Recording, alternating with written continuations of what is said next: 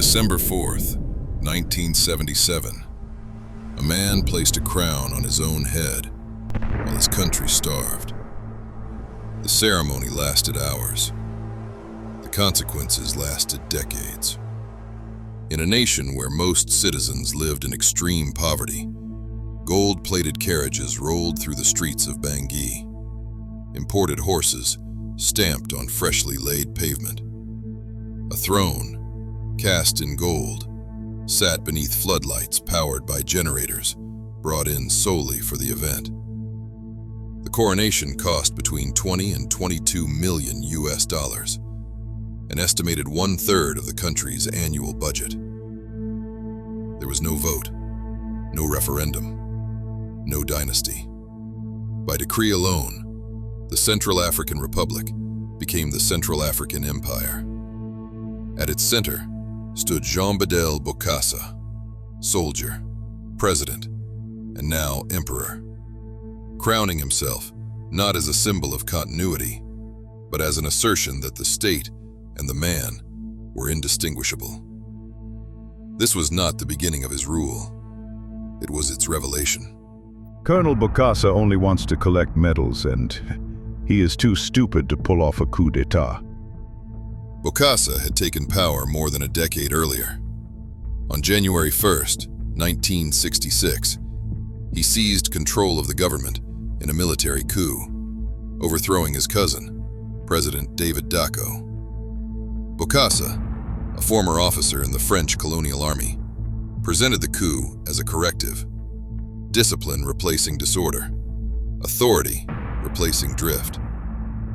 France, the former colonial power, recognized the new government within days.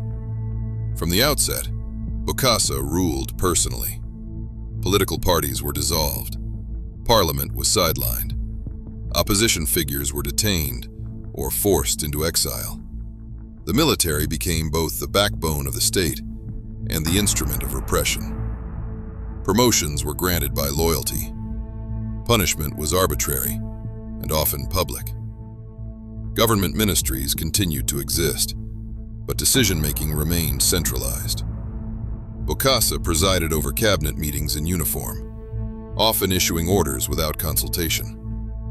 The boundary between state policy and personal command steadily eroded. In 1972, Bokassa declared himself president for life. 4 years later, he went further. In December 1976, he announced that the republic would be transformed into an empire, with himself as emperor.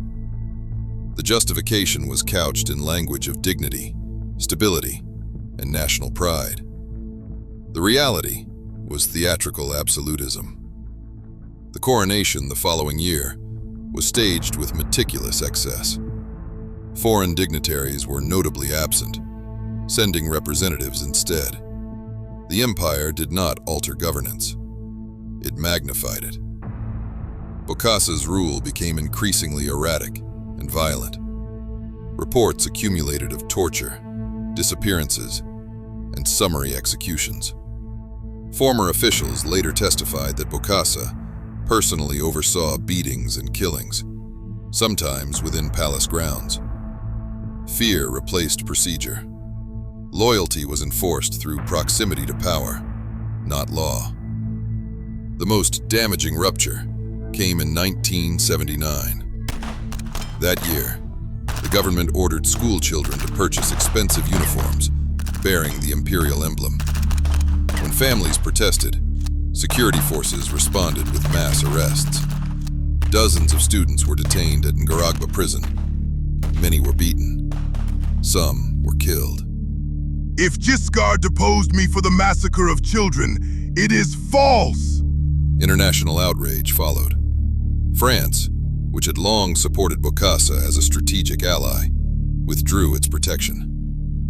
In September 1979, while Bokassa was abroad, French troops supported a coup that restored David Dacko to power. The Central African Empire ended as abruptly as it had been declared. Bokassa fled into exile. There's an old African proverb that became quite famous during those days. When elephants fight, the grass suffers. When elephants make love, the grass still suffers. What remained was evidence. Investigations uncovered mass graves, prison testimonies, and financial records documenting the diversion of state resources for personal use. Former guards and officials described direct orders issued by Bokassa himself. The testimony of Philippe Linguisa, Bokassa's former chef at the Villa Colongo, provided the most stomach-churning evidence that damned the emperor. I saw the body of a man. It was hanging by a hook. He referred to human meat as sardines. The imperial spectacle collapsed under the weight of documentation and treason. Witnesses testified to a pattern of personalized violence, acts carried out not under law, but by command. Bokassa denied responsibility.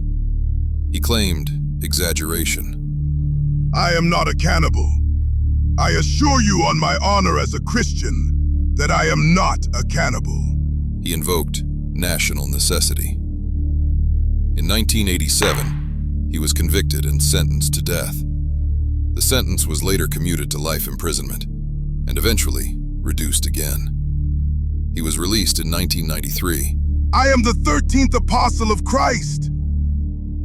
Under a general amnesty, and died 3 years later. The empire he declared lasted less than 3 years. The institutions he dismantled took decades to rebuild. Jean-Bédel Bokassa's reign remains a case study in unchecked power. How authority, when detached from accountability, can transform governance into performance and leadership into personal theater. He did not rule as an emperor because the country demanded it. He ruled as one because no mechanism remained to stop him.